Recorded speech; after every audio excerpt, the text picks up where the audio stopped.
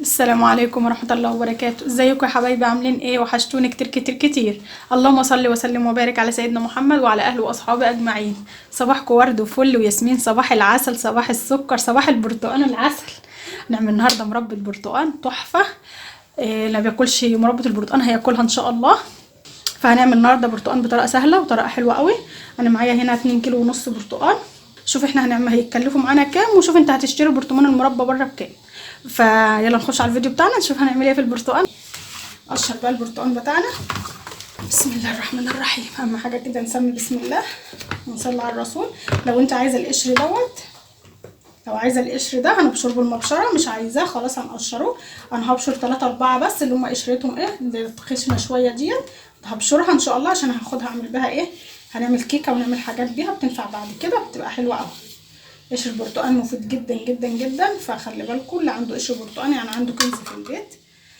حاولي تستفادي بيه، ما ترموهوش. وبيتغلى وبتعمل بيه زي معطر كده، تمسحي بيه الازاز وتمسحي بيه الترابيزات والرخام والحاجات دي برضو. طبعا انا البرتقال اللي معايا بسره. يعني الاحسن ان تعملي بالمربى السره. ليه بقى؟ عشان بيبقى مسكر شويه. ما تزوديش السكر يعني. وغير كده كمان بيغلب عشان ما يغلبكش وانت بتشيلي البذر، لان البلد بيبقى فيه بذر شويه. امال ابو سره هتقطعها على طول. اهم حاجه مش عايزين القشره البيضه خالص خالص خالص، عشان القشره البيضه هي اللي هتعمل لنا ريم على وش المربى ومش هتخليها حلوه، هتخليها تبوظ بسرعه. اهم حاجه بصوا، مش عايزه قشره بيضه خالص، على قد ما تقدري بصي شيلها خالص خالص. بصي قشرها على قد ما تقدري، ما تسيبيش فيها ولا قشريه. هي الطريقه دي حلوه بالتقشير البرتقال، مش هتخلي معاكي القشره بيضه خالص موجوده ولا اي حاجه. في الطريقه اللي هي بتحطها وشيله كده كده كده، بصراحه بحس ان هي بتهدر كتير في البرتقانه. فبصراحه لا، هنعمل كده بالطريقه دي حلوه.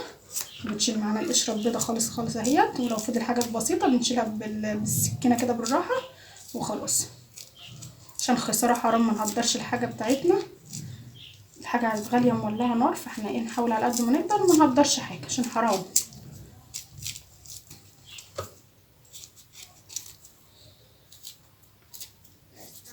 نشيل كده من تحت كده اهي.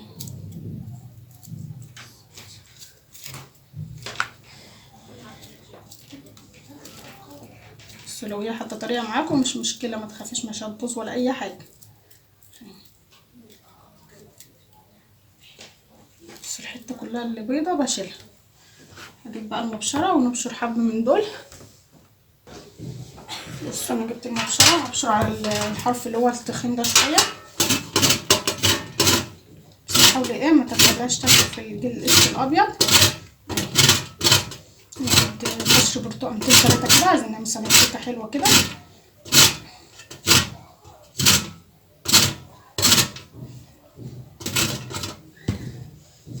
قشرتها تخينه شويه ودي هتلاقي طعمها قشرتها كده ايه تتبشر معاكم تبقى حلوه.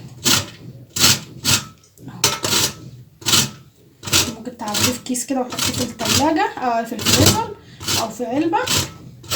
لما تيجي تعملي كيكه ولا تيجي تعملي اي حاجه تبقي محتاجه فيها قشر برتقال بتلاقيه جاهز معاكي. والبسكوت بنعمل بسكوت اللي هو بسكوت النشادر ده بيتعمل بقشر البرتقال برضه. بشر البرتقال ده بيبقى تحفه، فهو لسه يعني استخدامات كتير بصراحه. اللهم صل وسلم وبارك على سيدنا محمد. تنسيش بقى تحطي لايك كده وانت سرحانه كده، حطي لايك. نعمل مربى عسل النهارده حلو قوي كده. الكميه دي كده معايا عسل قوي اهيت. وانا لسه برضو معايا شغل تاني بالبرتقال، هبشر برضو تاني برتقال تاني اهو. بس ده حلو قوي كده كفايه معايا. بصوا قد ايه اهو. عندي اوردر كيكه هعمله معاكم ان شاء الله برضو دلوقتي. فيديو تاني يعني ان شاء الله. معايا اوردر كيكه، هعمل صينيتين كيكه، فهنعمله بالبرتقال، واحده بالبرتقال هعمله بالقشر البرتقال ده يبقى معايا زي العسل.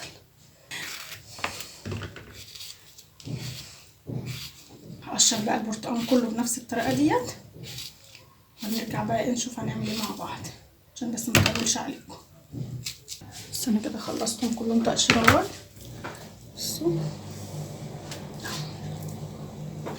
نقطعها بقى مع بعض.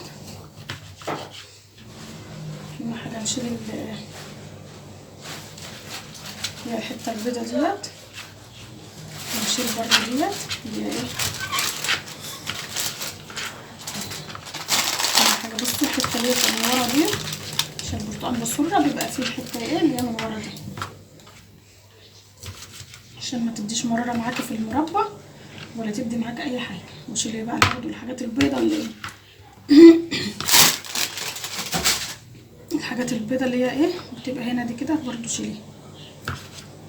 عاوزه تقطعي اكتر من صغير عن كده مفيش مشكله، كده كده انا هضربه ايه في الخلاط لما يتسلق يعني. طبعا الميه اللي هتنزل ديت مش هنرميها، الحاجات ديت اللي بنطلعها دي هنحطها عشان الميه اللي تنزل من هنا من البرتقال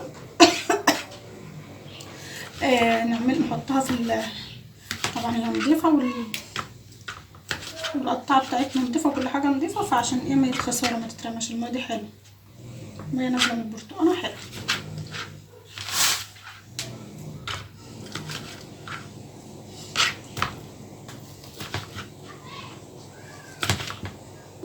اي حاجه مع بيضه شيليها عشان ما تديش معاكي مراره في المربى وتعمل معاكي ريم كده، وما تخليش المربى ما تعيش معاكي، المربى تبوظ بسرعه تحمض يعني بسرعه لو انت سبت اي حاجه بيضه فيه.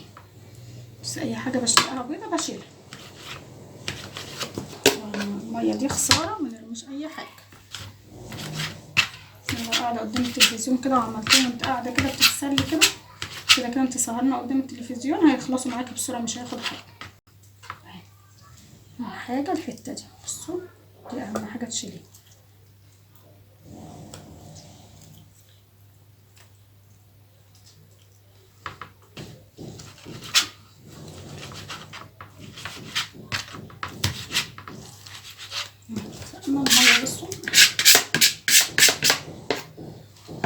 خلاص بقى هنخلصهم كلهم تقطيع نرجع نشوف هنعمل ايه. بصوا انا هقدم، بس انا قلت اوريهولكوا برضه انا مقشراه حلو. بصوا مش سايبه فيه اي حاجه، بصوا بيطلع حاجات كده لازم تطلعيها عشان ما تبقاش ايه ده كل ده هيعمل معاكي مراره في المربى، هتخلي معاكي المربى مره ومش هتخليها معاكي حلو. بس انا قلت افضل هنا بس عشان السكر 2 كيلو ونص هحط عليهم كل سكر، انت عايزه تزودي سكر عن كده زودي.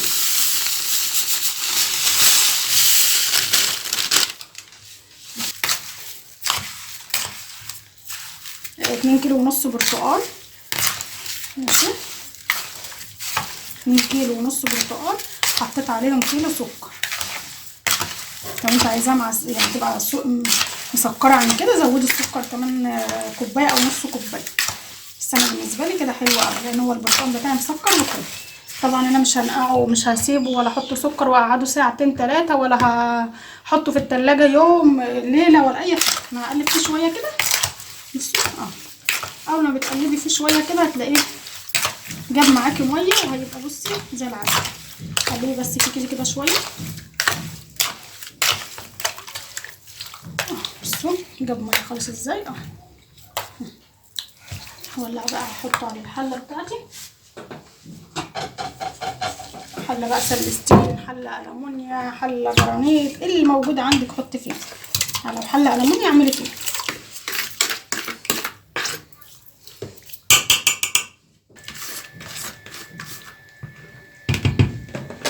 نولع بقى فيها نحطه على البوتاجاز ونولع عليه. بعد كده نشوف هنقول لكم ايه نعمل له ايه تاني او نحط له ايه. البرتقال بتاعنا بيغلي، اهم حاجه بقى ايه اول ما يطلع ريم كده نلمها كده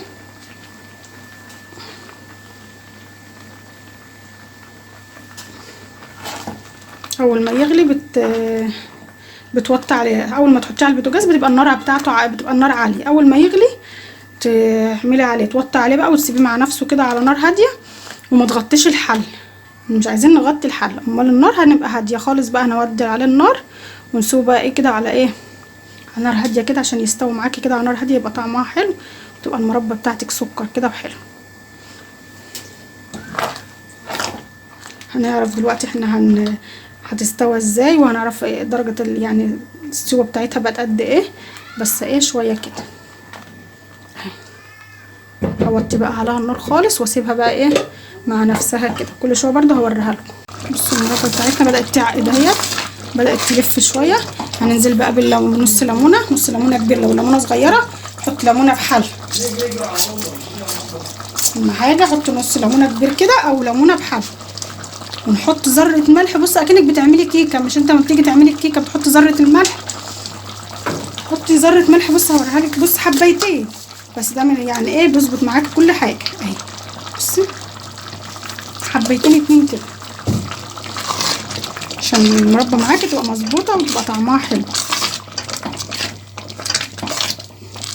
متحطيش ملح ليمون على المربى عشان شفت الناس حاطة ملح ليمون، غلط يا جماعة. ملح الليمون مش متحطوش في الاكل، يعني كل واحد براحته يعني حسب ما عايز، بس انا بحطش ملح ليمون في الاكل اهو.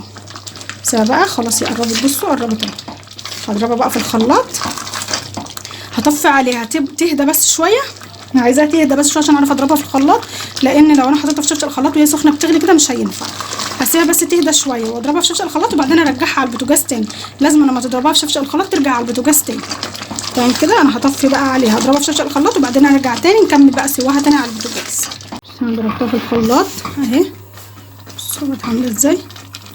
اهم حاجه بتضربوها في الخلاط او الهاند بريندر او اي حاجه عندك يعني، بس انا ضربتها في الخلاط عشان تبقى ناعمه كده، ما تبقاش قطع ولا حاجه، تبقى مش حلوه. لو عملتها كده ما تبقاش شكلها حلو حتى في الطبق كده ولا حاجه. هي تبقى طعمها حلو بس الشكل يعني. بصوا بقى هنا، بصوا بقت عامله ازاي. اهم حاجه بعد ما تضربها في الخلاط ترجعها تاني على الحله، لان ممكن شفشق الخلاط يبقى مبلول ميه، ممكن المعلقه تبقى مبلوله ميه، ممكن اي حاجه. فاحنا عايزين الحاجه بتاعتنا يعني يبقى ايه، محافظين عليها وطعمها حلو وما تحمضش مننا.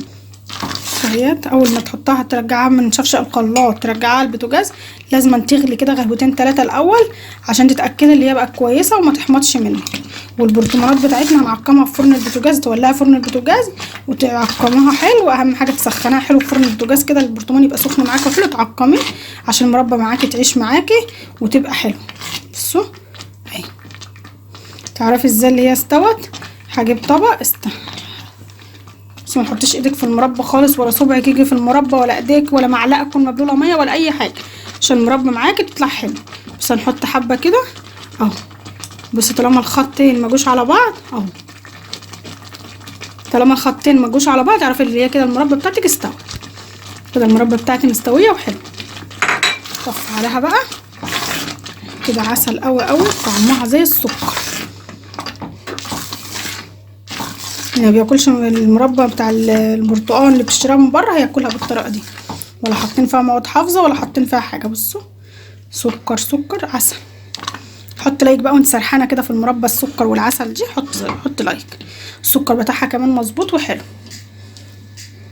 لو انت حابه السكر بتاعها يبقى يعني زياده عن كده زودي سكر كمان، اما انا بالنسبه لي كان السكر كده حلو مظبوط، عشان ايه ما تجزعش كده وانت بتاكلي، ما تبقاش تجزع معاكي كده اهي. بصوا كان طفيت بقى، سيبها تهدى خالص اهي. سيبها بقى لما تهدى خالص وبعدين ايه نعبيها في البرطمانات متعقمه في فرن البوتاجاز. سخني فرن البوتاجاز وتعقمي البرطمانات بتاعتك حلو الاول قبل ما تعبي فيها الحاجه. سيبها لما تهدى خالص وبعدين نرجع بقى مع بعض نعبيها. بس المربى بتاعتي هدت، مش تبقاش لما تبرد خالص، تبقى دافيه بس كده. البرطمانات بتاعتي سخنه، جايباها من فرن البوتاجاز. بصوا البرطمان سخن خالص، جايباها من فرن البوتاجاز.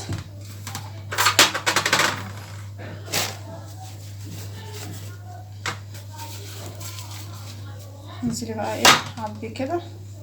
بسم الله الرحمن الرحيم.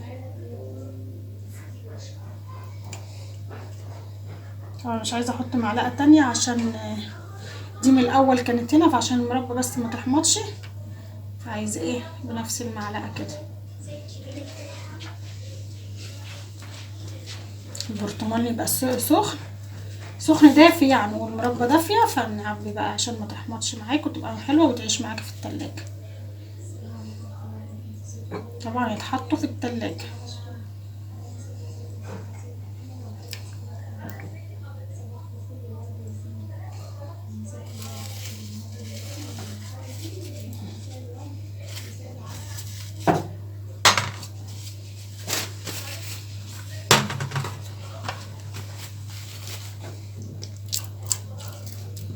بسم الله ما شاء الله، عاملين معانا كمية حلوة.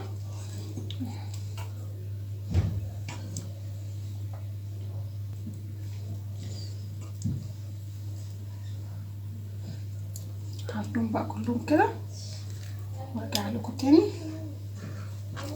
بصوا اهم حاجه تبقى حاجه بتاعتك مفيش اي حاجه فيها نقطه ميه، ومعقمه كل حاجه، والبرطمانات بتاعتك متعقمه وحلوه عشان ايه ما تبص معاك. هعبهم بقى كلهم كده وارجع لكم تاني. كده المربى بتاعتنا الجميله اهي. بصوا برطمانات سكر طعمها زي العسل. بصوا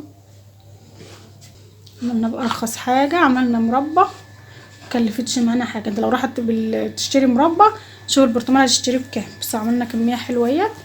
هنسيبها بقى لما تهدى خالص تبرد خالص خالص، يعني كده بقينا بالليل، فانا ممكن اسيبها كده للصبح وبعد كده احطها في التلاجة. اهم حاجه احطها في التلاجة وهي بارده خالص، ما تكونش سخنه خالص، لان انا حطاها معبيه وهي دافيه والبرطمان كان سخن، طلعاه من فرن البوتاجاز سخن. اهم حاجه عقم البرطمانات بتاعتك عشان ما تبص معاك. وده كان الفيديو بتاعنا النهارده، يا رب يكون عجبكم، ومتنسوش بقى تشتركوا في القناه وتفعلوا زر الجرس يوصلكوا كل جديد. يا احلى اخوات واحلى متابعين في الدنيا، حطوا لايك، عايزه لايكات بقى كتير كتير عشان المربى السكر دي والعسل ديت. بحبكم في الله. السلام عليكم ورحمه الله وبركاته.